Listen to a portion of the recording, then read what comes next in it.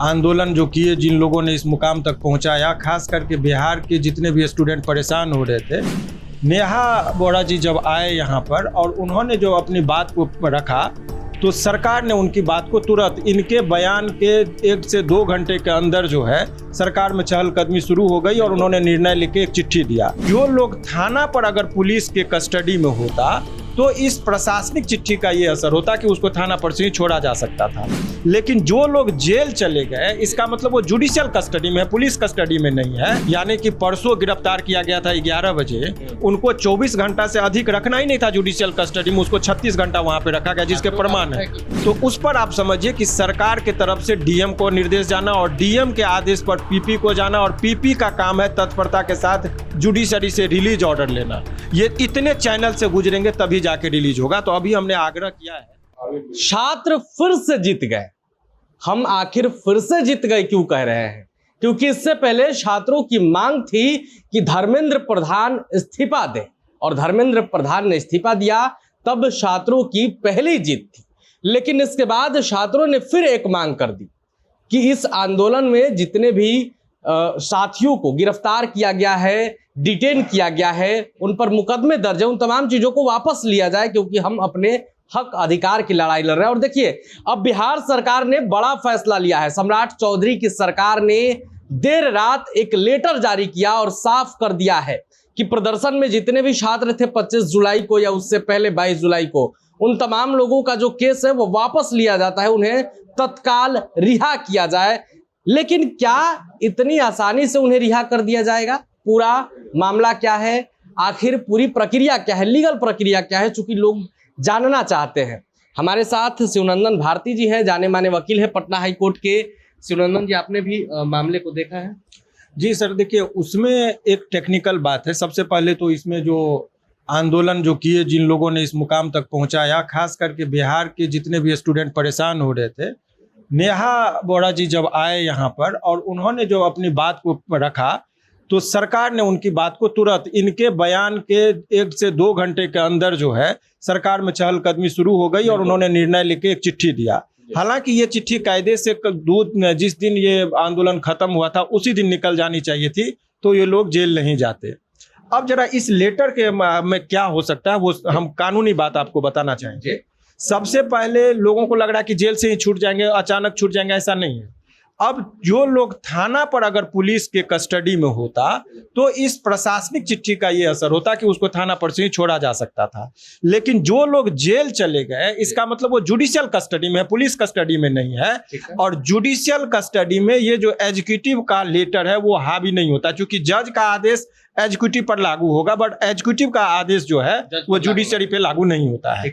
तो ऐसे परिस्थिति में वो धारा 360 है बीएनएसएस का, नई धारा जो एक्ट जो बना है, उसमें वो प्रावधान है कि अब ये क्या करेंगे, इस चिट्ठी के आलोक में एक जो जितने भी डीएम हैं हर जिला के जिला अधिकारी, उनको एक लेटर जाएगा और जिला अधिकारी कौन देगा? ये जो प्रधान सचिव होते हैं उनका काम है कि जिला में डीएम साहब को अवगत कराएं कि सरकार की ये फैसला ली गई, इस आलोक में आपको ये बताया जाता है कि इस मुकदमा को वापस लेना है।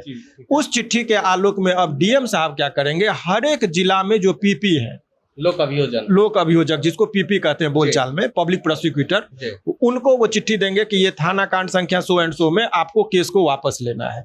तो जैसे ही वहां पर वो चला जाएगा चिट्ठी, उसके बाद न्यायालय में जब जाएगा तो बहुत गंभीर मामला में अपराध जो दर्ज किए हैं, जैसे 109 अटेम्प्ट टू मर्डर है, तो कहेंगे ये कंपाउंडेबल नहीं है, so with the permission of the court ही ये किया जाएगा।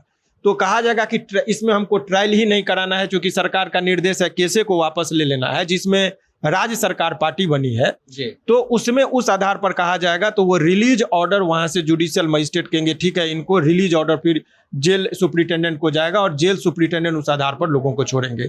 सो चिट्ठी जब जितना जल्दी आज ही के रात में चला जाएगा तो कल वो वापस होगा, नहीं तो 1-2 दिन ये बेवजह का लोग इसमें हरास होंगे। सरकार के तरफ से चूंकि देखिए 2 बजे उस 25 तारीख को बात हुई और लेकिन फिर भी लोग कस्टडी में गए, 27 तारीख है, आज भी रात में अनेकों लोग जेल में हैं। पूरे बिहार में लगभग हमारे पास जो वकालतनामा आया 160 लोगों का वकालतनामा है, जिसमें कि वो जेल में है। गार्जियन आज 87 बच्चों को जेल भेजा गया जी। और आपको बता दें जानकारी के लिए कि 60 बच्चे को जिनको कोतवाली में रखा था, जब वहां गए शाम को 5 बजे यानी कि परसों गिरफ्तार किया गया था 11 बजे, उनको 24 घंटा से अधिक रखना ही नहीं था जुडिशियल कस्टडी में, उसको 36 घंटा वहां पे रखा गया, जिसके प्रमाण है निश्चित तौर पर, वो हमारे पास प्रमाण है उसका।